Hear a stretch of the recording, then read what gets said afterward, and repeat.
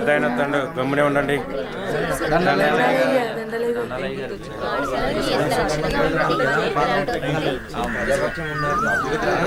ఏరా రామయ్య, గొడవేంటి చెప్పు.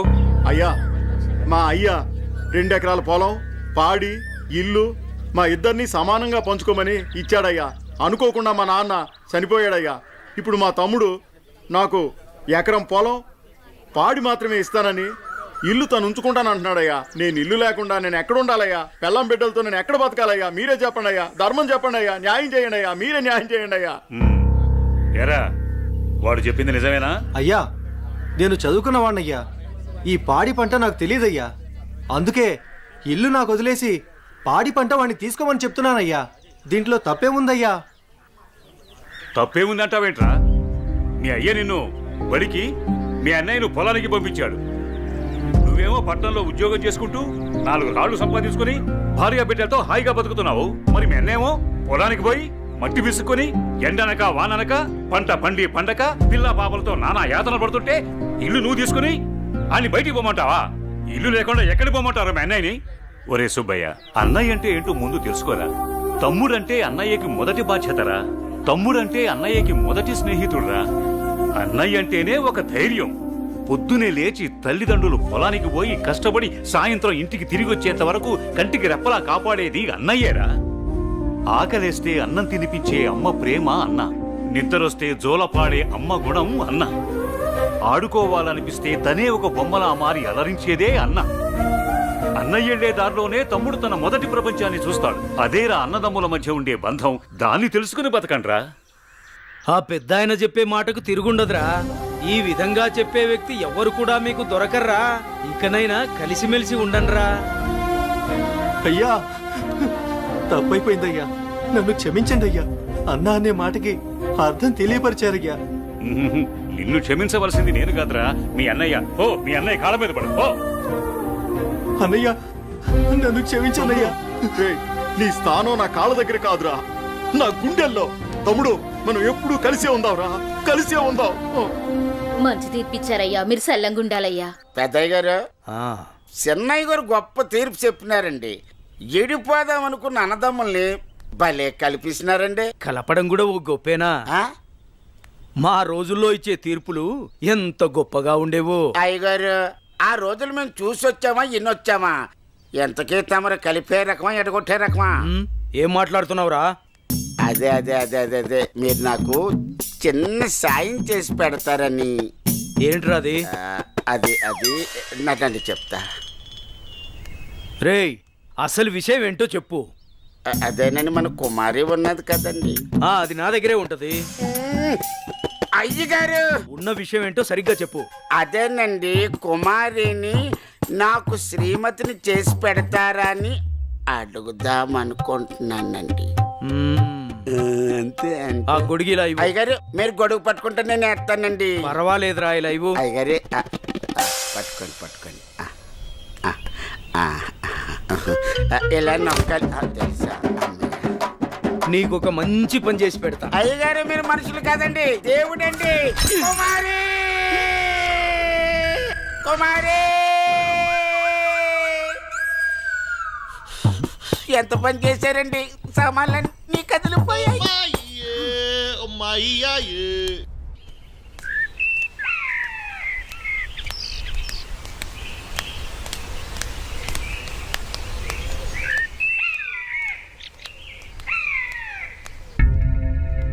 నా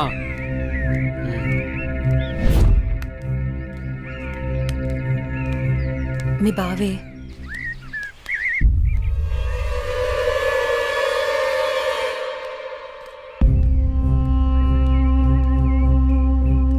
ఏంటి అనన్య, కాలేజీకి వెళ్తున్నావా? వెళ్ళి బుద్ధిగా చదువుకో.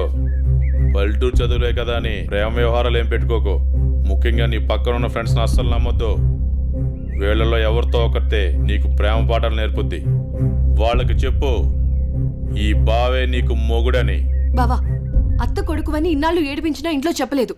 ఈ విషయం గానీ మా నాన్నకు తెలిసిందనుకో ఏం జరుగుతుందో నీకు తెలుసు కదా. అయినా రోడ్డు మీద వెళ్లే అమ్మాయిని ఏడిపించడం తప్పనిపించట్లేదా? ఇంకొకసారి నా వెంట పడినా, నా జోలికి వచ్చినా మా నాన్నతో చెప్తాను. చెప్పుకోవే, ఏం చేస్తారో నేను చూస్తాను. ఎప్పుడో చేయాల్సిన పెళ్లి ఇప్పుడే చేస్తాడు.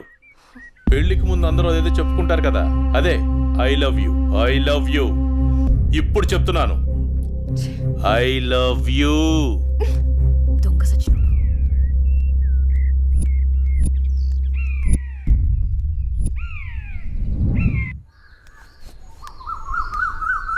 ఏమైందమ్మా అనన్య?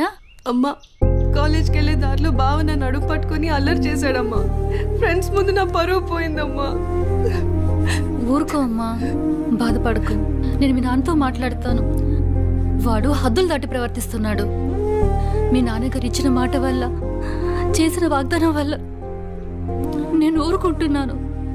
లేకపోతే వాడితో పెళ్ళంటే నాకు ఇష్టం లేదు తల్లి. నేను ఇక్కడ ఉండి చదువుకోలేనమ్మా, సిటీకి వెళ్ళి చదువుకుంటానమ్మా. నాన్నకి చెప్పి నువ్వే ఏదోలా ఒప్పించాలమ్మా, ప్లీజ్. నువ్వంటే మీ నాన్నకి ప్రాణం. చిన్నప్పటి నుంచి ఒక్కరోజు కూడా నేను వదిలి ఉండలేదు. ఆయన ప్రాణం విలవెల్లాడిపోతుంది. అలాంటిది నువ్వు పట్నం వెళ్ళి చదువుకుంటానంటే ఆయన గుండె తట్టుకోగలుగుతుందా? అమ్మా ప్లీజ్ అమ్మా, నేను ఈ బాధను అనుభవించలేను.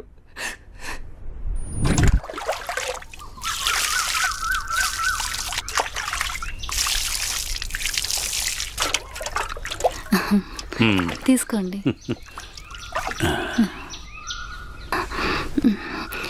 ఏమండి, మన అమ్మాయిని ఇక్కడ ఉంచి చదివించడం నాకు ఇష్టం లేదు. అందరి పిల్లలు పట్నంపై చదువుకుంటున్నారు. మన అమ్మాయి అనన్యని కూడా సిటీకి పంపించి చదివిద్దామండి. మీరేమంటారు? ఆలోచిద్దాం.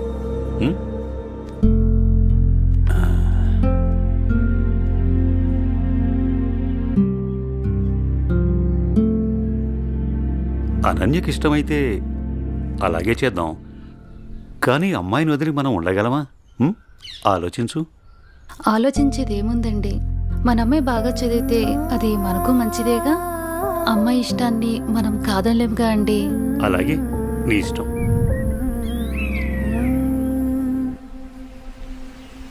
అమ్మయ్య, ఎగ్జామ్స్ అయిపోయినాయి. నేను బాబాయ్ వాళ్ళ ఊరు వెళ్తున్నానే. నేను కూడా మా ఊరు వెళ్తున్నానే. అబ్బా, ఎక్కడికి వెళ్ళినా మనందరం మళ్ళీ ఎక్కడో చోట తిరిగి కలుస్తాం కదే. లేకుంటే అందరూ మా ఊరు వచ్చేసేయండి. సరదాగా తిరుగుతూ ఎంజాయ్ చేద్దాం. అనన్య ఒప్పుకుంటే నేను రెడీ.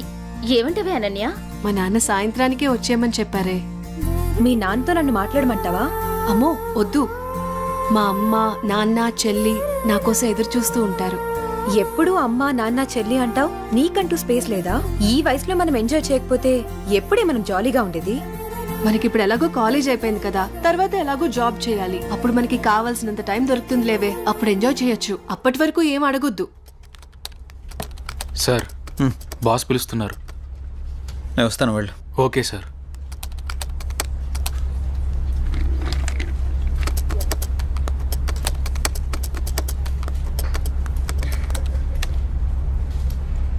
ఏ రాజయ్, ప్రాజెక్ట్ చేయకుండా కూర్చున్నావు? ఎప్పుడు పూర్తి చేద్దామని? రే, 10 రోజులు టైం.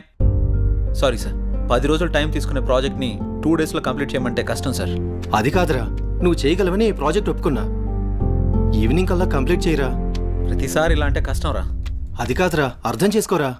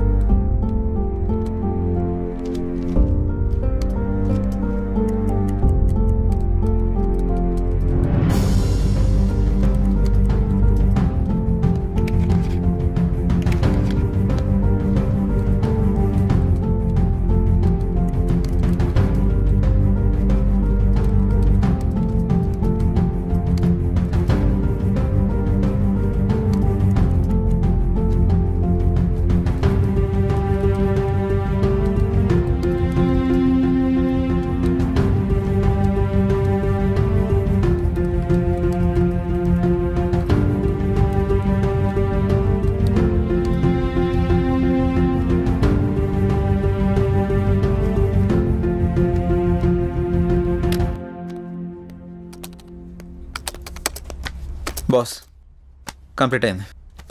థ్యాంక్స్ రా. Sorry Madhu. It's okay. Are you free now?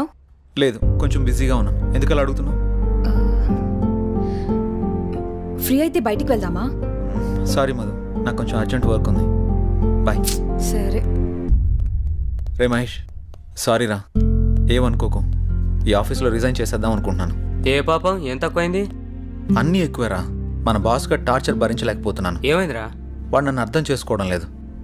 అందుకే రిజైన్ చేద్దామని ఫిక్స్ అయ్యాను. పైగా వాడు నేను మంచి ఫ్రెండ్స్ కదా, అందుకని. సరే నీ ఇష్టం కానీ. థ్యాంక్స్ రా.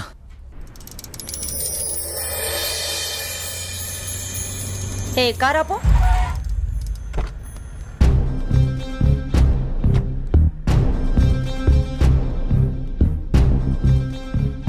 ఏ అనన్య, ఇదెక్కడికి వెళ్తున్నావు? అత్తయ్య అది గుడికి వెళ్తున్నాను. నువ్వు గుడికే వెళ్తావో బడికే వెళ్తావో నీ ఇష్టం. పెళ్లి తర్వాత నా ఇష్టం. ఎందుకంటే నువ్వు నా ప్రాపర్టీ.